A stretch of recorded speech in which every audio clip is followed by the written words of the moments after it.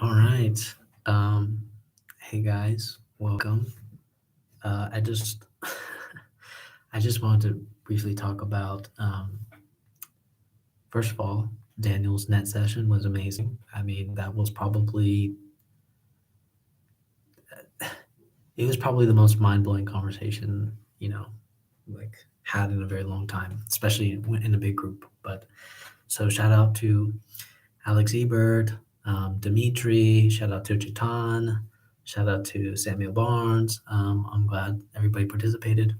But anyways, the net session that we just had with Daniel Gardner is very pertinent to my current thought on the age of anxiety because of what Chitan said.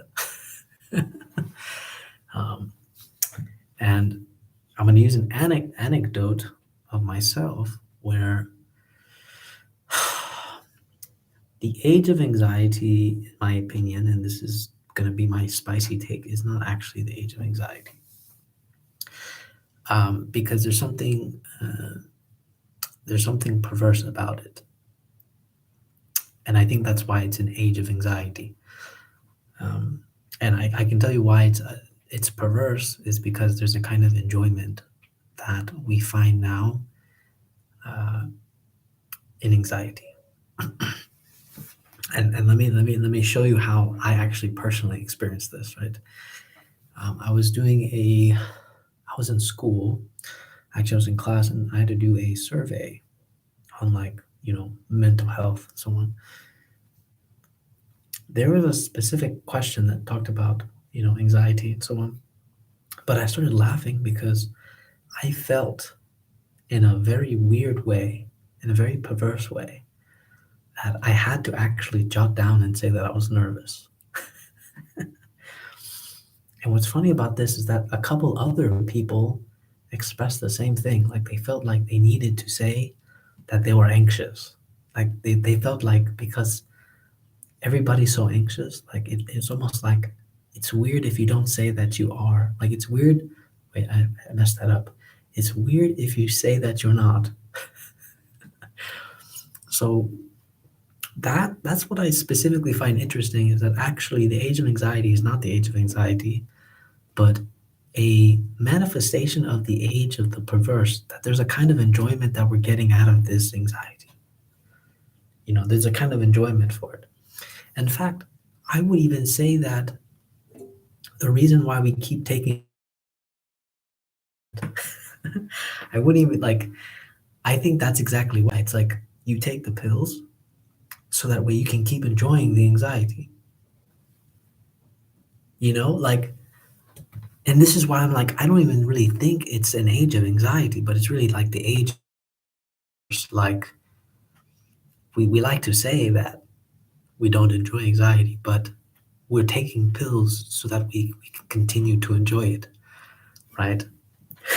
So, anyways, um, I think that's just going to be my really brief thoughts, but I do fundamentally think that the age of anxiety is not the age of anxiety, but it's the age of perverse enjoyment that is under the label of anxiety, because I fundamentally don't believe that it is true, actually. Daniel Gardner's talk on actually the whole net session actually kind of made me realize this, because if society is obsessed with trying to um,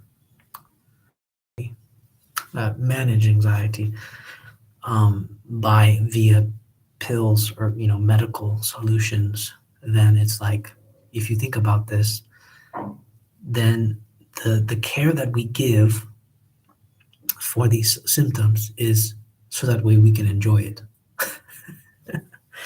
you know so that's my spicy take. And I know, obviously, I think obviously a lot of people would disagree, to some degree, not everybody, but um, I think some people would disagree because they think there isn't something enjoyable about anxiety, but um, I think there might be. I think there might be. And so only in that sense would I say that there's an age of anxiety, just because seems to be kind of enjoyment now that it's happening. But that enjoyment is what needs to be um, getting rid of. Like we need to enter the neurotic. We need to enter the neurotic at some point.